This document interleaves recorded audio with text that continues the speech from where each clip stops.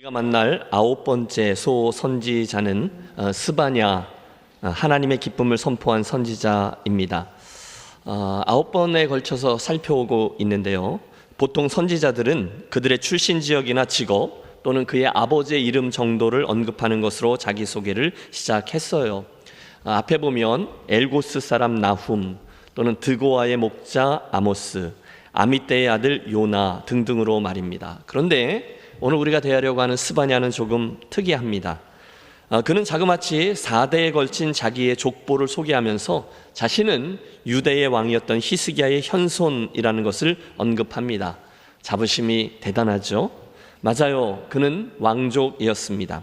하지만 그것이 하나님 앞에서 소명자로 서는 데는 아무런 문제가 되지 않았어요.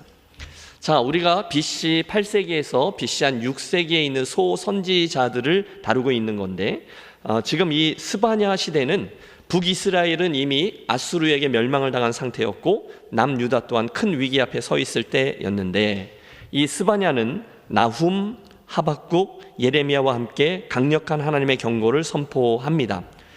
그 때문이었을까요? 남유다에는 요시야라는 사람이 왕으로 세워져 잠깐 강력한 종교 개혁을 진행하며 나라의 국운을 되살리려 애를 썼어요. 물론 그 이후에 여호야김과 시드기야의 악한 통치가 다시금 유다의 영성을 끌어내려 결국 바벨론이란 나라에 멸망당하게 했지만 어쨌든 스바냐 선지자는 요시야의 종교개혁이 있도록 불을 지폈던 사람이었습니다. 자, 지금까지 우리가 살펴왔던 대로 대부분의 선지서들은 세 가지 내용을 담고 있어요. 첫 번째는 하나님의 심판이고, 두 번째는 회개의 촉구이며, 마지막 셋째가 하나님의 위로와 회복의 약속입니다. 한번 해보시죠. 하나님의 심판, 회개의 촉구, 하나님의 위로. 그런 의미로 오늘 우리가 대하려고 하는 이 스바냐서는 선지서들의 표본이 된다라고 말씀드릴 수 있습니다. 왜냐하면 주간에 읽어오셨죠? 비록 세 개의 장으로 이루어진 작은 책이지만 이 속에는 이 세 가지 하나님의 심판, 회개의 촉구, 그리고 위로의 약속 모두가 담겨있기 때문입니다.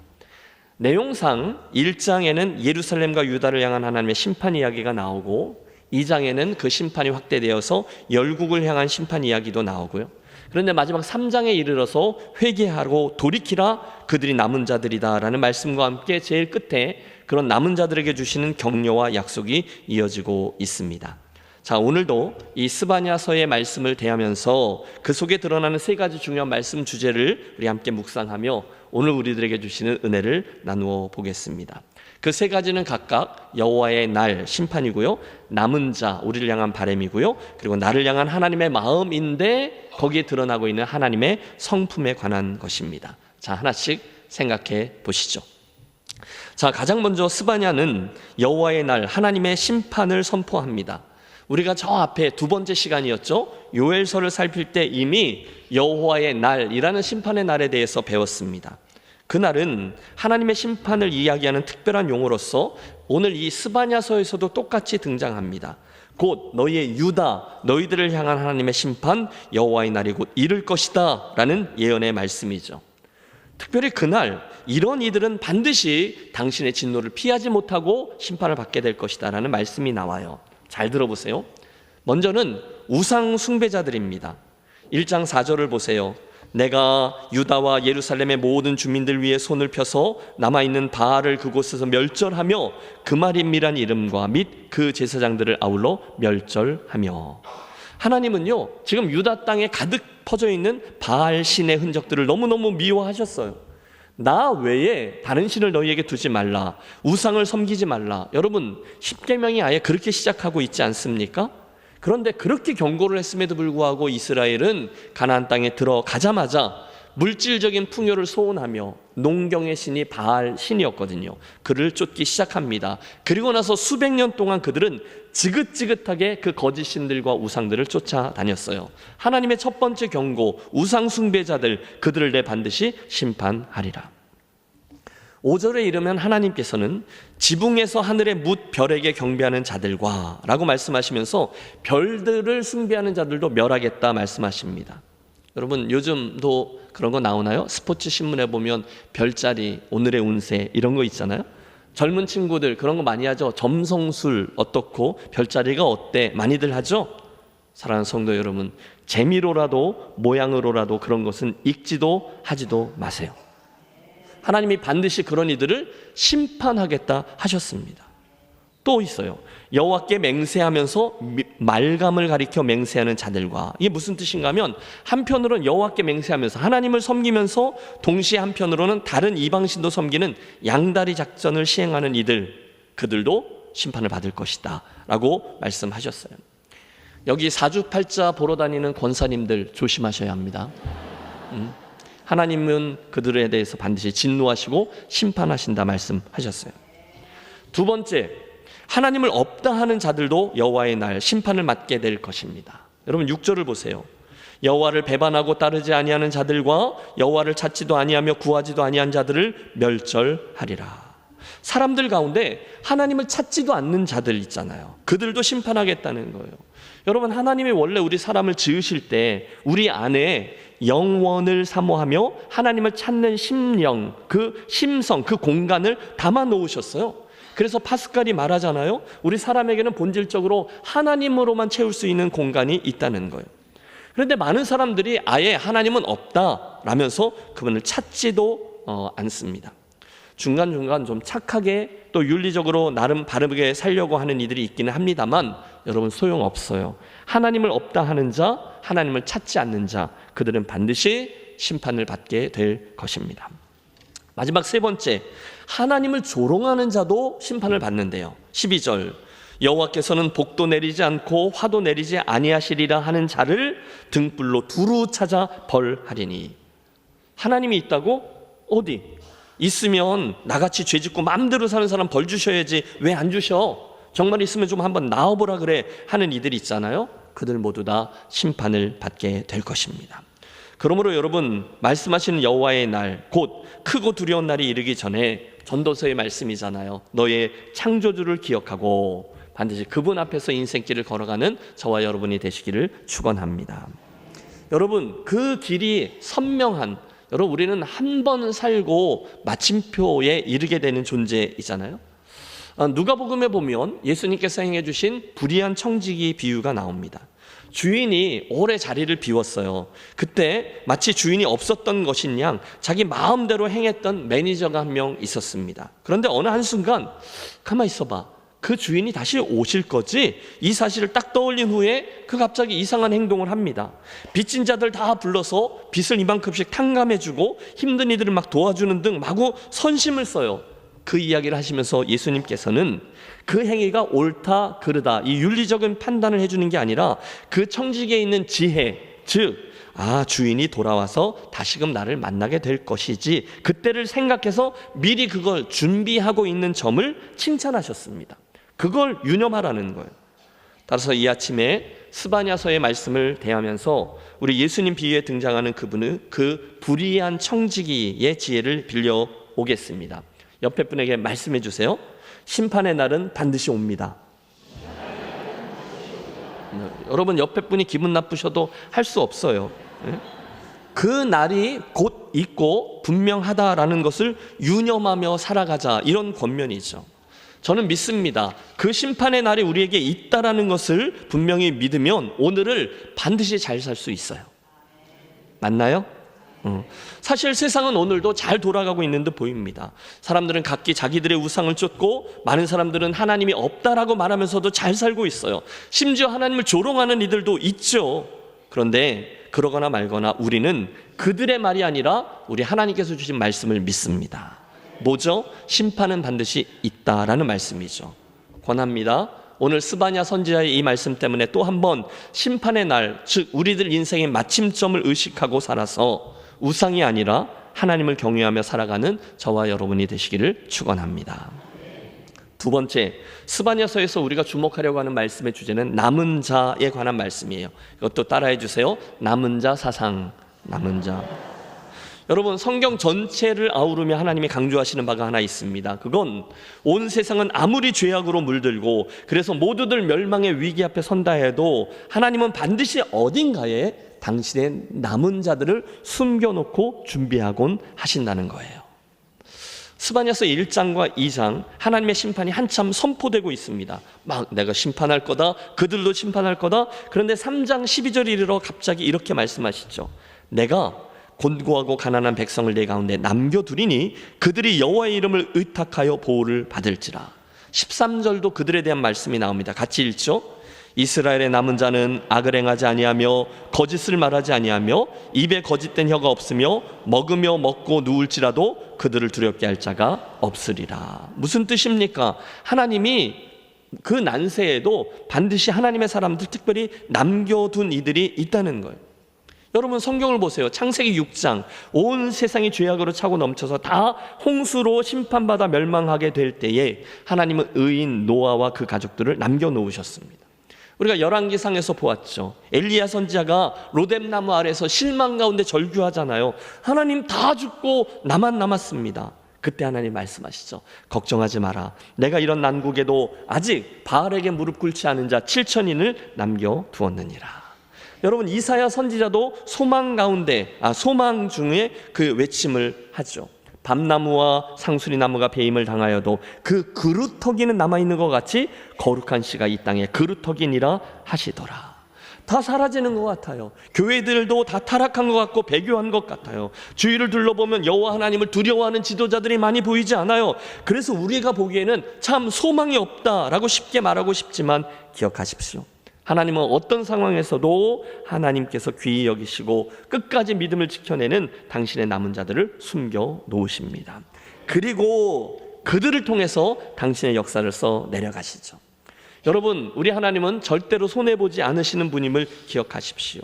당신은 단 한 번도 역사의 주권을 다른 이들에게 맡기셨던 적이 없어요. 여러분 오늘날 우리 주변을 보십시오. 오늘날 전 세계를 주무르고 막 이렇게 저렇게 행하는 이가 글쎄요, 이스라엘의 네타냐후 총리 같으시죠? 미국의 바이든 대통령 같으시죠? 러시아의 푸틴 같으시죠? 아니요. 하나님은 단 한 번도 세상 역사를 그들의 손에 넘긴 적이 없어요. 사용하시죠. 오늘도 세상 역사의 주권자는 여호와 하나님이신 줄로 믿습니다. 그러므로 사랑하는 여러분, 한 번 사는 인생, 한 번 믿는 예수, 저와 여러분이 바로 그분 앞에서 이 남은 자 그루터기와 같이 믿음의 사람으로 자리매김하는 복된 인생 되시기를 바랍니다. 인생이 짧습니다. 그러므로 이걸 가장 갈망하십시오. 내 남겨진 인생 하나님 앞에서 남은 자로 살아내리라. 자, 드디어 오늘 이 스바냐서의 말씀에서 우리가 가장 주목하고자 하는 말씀의 주제에 이르렀어요. 바로 그렇듯 하나님을 하나님으로 경외하며 겸손히 남은 자로 살아가기를 원하는 이들에게 주시는 하나님의 위로와 소망과 격려의 말씀이 그것이에요. 그런 이들에게 하나님은요, 내가 너희들에게 이런 하나님이 되어주겠노라 라고 약속하고 계십니다. 그런데 더 중요한 것은 그분의 그 약속 안에 하나님 그분이 어떤 분인지 당신의 성품이 고스란히 드러나고 있다는 거예요. 오늘 우리가 읽었던 본문 3장 17절을 주목해 주세요. 우리가 잘 아는 찬양이고 또 오늘 성가대가 했던 찬양이죠. 너의 하나님 여호와가 너희 가운데 계시니 그는 구원을 베푸실 전능자시라. 그가 너로 말미암아 기쁨을 이기지 못하시며 너를 잠잠히 사랑하시며 너로 말미암아 즐거이 부르며 기뻐하시리라 하리라. 아멘. 여러분 주목하십시오. 우리 하나님이 우리들에게 축복하는데 당신이 이런 분이라고 알려주세요. 첫째, 당신은 구원을 베푸실 전능자이십니다. 둘째, 당신은 나를 위하여 기뻐하시는 분이십니다. 그리고 셋째, 당신은 나를 잠잠히 사랑하시는 분이십니다. 하나씩 생각해 보시죠. 여러분 눈을 크게 뜨고 우리 하나님이 어떤 분인지 그분에게 눈을 맞춰보세요. 가장 먼저 하나님은 당신을 소개하는데 나는 구원을 베풀 전능자야 라고 말씀하십니다. 따라해 주세요. 구원을 베푸시는 전능자. 여러분 믿으세요? 우리 하나님은 나를 구원하신 분이심을 믿습니까? 맞아요. 그 이야기는 아예 창세 때부터 시작되잖아요. 아담과 하와가 불순종해서 죄를 짓고 타락했을 때 하나님은 친히 이쪽에서 희생제물을 취하시고 그 가죽으로 저들의 옷을 지어 입히시며 우리에게 구원의 도를 이미 계시해 주셨어요. 죄악이 관영했던 온 세상을 홍수로 심판하실 때에도 당신은 노아와 그 가족들을 구원해 주셨어요. 구원자라는 거예요. 소돔과 고모라 땅이 유황불로 멸망하는 그 순간 롯과 그 가족들을 구원해 주셨고요. 홍해 앞 이스라엘 백성들에게 바닷속에 구원의 길을 내시며 출애굽의 구원을 완성하셨어요. 여러분 이런 예는 끝이 없습니다. 이후 광야 시대에도, 가나안 정복 시대에도, 사사 시대에도, 또 통일왕국 시대, 남북왕조 시대, 아니 포로 시대, 그리고 가장 중요한 예수 그리스도의 성육신과 십자가 시대, 성령과 교회 시대까지 하나님의 구원 이야기는 끝이 없습니다. 아니, 하나님은 당신이 구원자다라고 명명하셨어요. 마태복음 1장 21절이죠. 아들을 낳으리니 이름을 예수라 하라. 예수라는 이름의 뜻이 뭐예요? 이는 그가 자기 백성을 그들의 죄에서 구원할 자이심이라 하니라. 아멘. 하나님이 세상을 이처럼 사랑하사 독생자를 주셨으니 왜요? 이는 저를 믿는 자마다 멸망하지 않고 영생을 얻게 하려 하심이라. 하나님이 그 아들을 세상에 보내신 것은 세상을 심판하려 하심이 아니요 그로 말미암아 세상이 무엇을 받게? 구원을 받게 하려 하심이라. 너희는 그 은혜에 의하여 믿음으로 말미암아 구원을 받았으니, 구원자라는 거예요. 구원하심이, 이건 요한계시록이죠. 보좌에 앉으신 우리 하나님과 어린 양에게 있도다.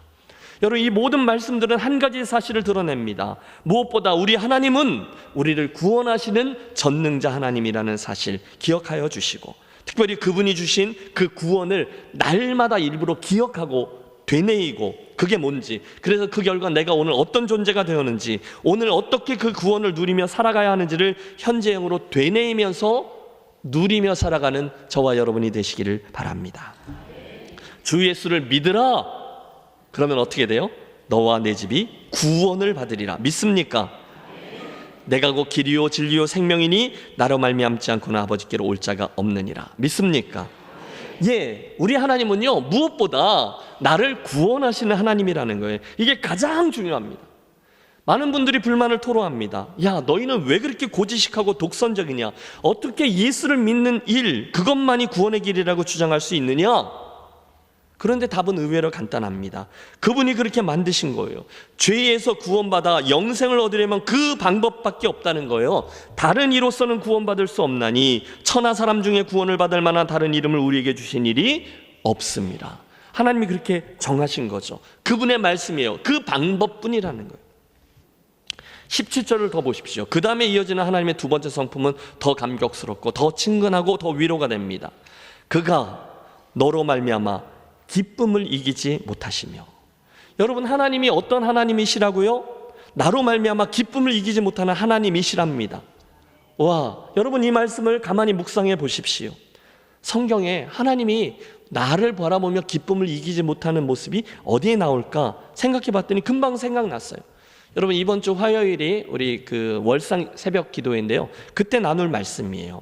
누가복음 15장에 나오는 예수님의 비유들인데 거기에 세 개의 비유가 세트로 등장하거든요. 첫 번째는 잃어버렸다가 찾은 잃은 양의 비유고, 두 번째는 잃어버렸다가 되찾게 되는 잃은 드라크마 비유이고, 세 번째는 잃어버렸다가 다시 찾은 아들 탕자 비유입니다. 그런데 이 세 개의 그 시리즈 비유들에게는 공통점이 있어요. 잃어버려졌다는 거예요. 그런데 그걸 다시 되찾았어요. 그때 그곳에 무엇과도 비교할 수 없는 주인의 기쁨과 이 기쁨이 표출된 거죠. 잔치가 자리했다는 거예요. 그때 여러분, 그 주인의 기쁨과 잔치는 누구를 향한, 무엇에 대한 기쁨일까요? 바로 저와 여러분, 구원받은 당신의 자녀를 향한 기쁨인 거죠. 여러분, 상상력을 동원해 보십시오. 하나님께서 저를 보시고, 아니 하나님께서 여러분을 보시고 당신의 그 기쁨을 이기지 못하셔서 너무 좋으셔서 얼굴에 미소가 지어지시고 숨도 가빠오고 하신다는 거예요. 할렐루야. 기쁨을 이기지 못하신다는 거예요. 이렇게 생겨도요? 뭐 이렇게 생각하시는 분이 계실지 모르는데, 예, 그럼요.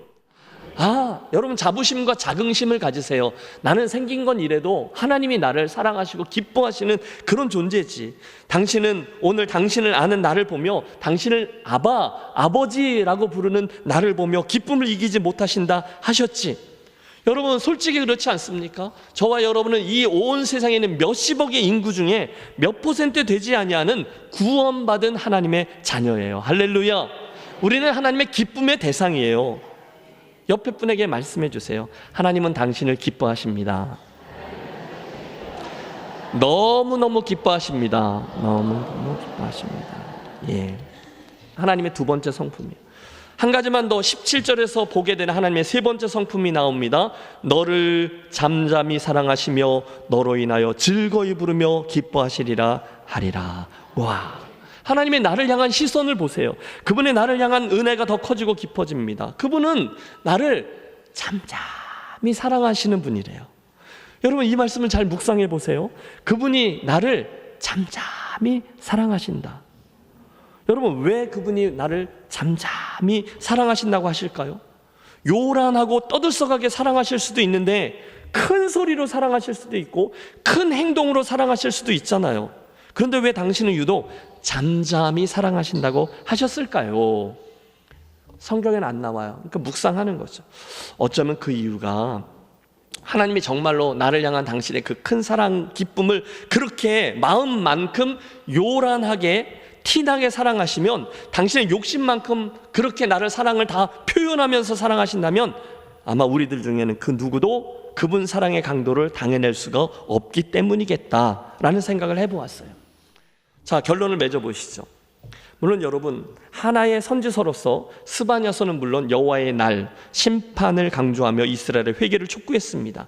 그런데 그 심판을 선언하시는 말씀 속에서도 여전한 하나님의 사랑 표현, 남은 자 사상이 자리하고 있었어요. 그러므로 그 자리 말고 이리로 나오라는 거예요. 하나님을 인정하고 공의와 겸손으로 행하는 남은 자가 되어달라는 거죠. 그때 그 심판이 이제 임할 건데, 이제 바벨론이 쳐들어오거든요.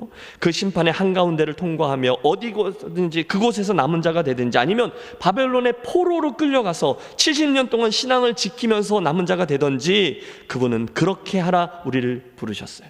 자, 그 힘든 시기에 어떻게 그 믿음을 지키며 공의와 겸손으로 행하며 어떻게 하나님의 사람으로 그걸 살아남을 수 있죠? 이거죠. 그 당시 세상이 다 하나님을 무시하는 듯 보이는 그 세상 풍조 속에서도 이 하나님께서 보여주신 하나님의 성품을 믿으면 가능한 거예요. 하나님의 마음을 끝까지 드러내 보여주시는 그분의 사랑 때문에 우리는 남은 자가 될 수 있는 거죠. 나 여호와는 너희와 함께 있어 구원을 베풀고 그런 이들을 기뻐하며 그런 이들을 잠잠히 사랑하는 하나님이다 라고 하신 말씀을 믿기 때문에 오늘 어려운 상황에서도 나는 끝까지 남은 자로 자리할 수 있는 것이죠. 사랑하는 여러분, 이 시간 우리는 이미 예수를 믿음으로 말미암아 그 남은 자의 반열에 올라서 있구나라는 사실을 기억하십시오. 그 구원의 은혜와 사랑이 바로 나를 향한 은혜와 사랑임을 되뇌이며 우리 함께 누리고 기뻐하며 감사하겠습니다. 나아가 그 자리에서, 남은 자의 자리죠, 우리 매일매일 공의와 겸손으로 남은 자의 사명을 잘 감당하며 끝까지 믿음을 지키며 나아가기로 결단하겠습니다. 어떻게 가능해요? 하나님을 묵상하면 되는 거예요. 함께 고백해 보시죠. 나를 구원하신 하나님을 누리겠습니다. 나를 구원하신 하나님을 누리겠습니다. 나를 기뻐하시는 하나님께 감사하겠습니다. 나를 기뻐하시는 하나님께 감사하겠습니다. 잠잠히 나를 사랑하시는 하나님을 나도 사랑하겠습니다. 잠잠히 나를 사랑하시는 하나님을 나도 사랑하겠습니다. 그때 그들은 이들에게 주신 축복이 19절 20절 말씀이에요. 오늘 우리 그 말씀을 읽는 것으로 설교의 결론을 삼습니다. 나에게 구원을 주시고 나를 너무 기뻐하시고 나를 잠잠히 사랑하시는 것도 모자라 결국 나를 통해서 노래하시는 그 하나님은 결국 나에게 이런 축복을 주시겠다는 거예요. 크게 합독합니다. 그때에 내가 너를 괴롭게 하는 자를 다 벌하고 저는 자를 구원하며 쫓겨난 자들을 모으며 온 세상에서 수욕받는 자에게 칭찬과 명성을 얻게 하리라. 내가 그때에 너희를 이끌고 그때에 너희를 모을지라. 내가 너희 목전에서 너희의 사로잡힘을 돌이킬 때에 너희에게 천하 만민 가운데서 명성과 칭찬을 얻게 하리라. 여호와의 말이니라. 아멘. 여러분, 이 일이 이스라엘 역사에 그대로 일어났어요. 그래서 그들은 포로기를 겪지만 그들은 다시금 남은 자의 자리로 돌아와 칭찬과 명성의 사람들이 된 거죠. 사랑하는 성도 여러분, 여러분은 행복자세요. 그분으로부터 이런 사랑과 은혜를 입은 자가 또 어디 있습니까?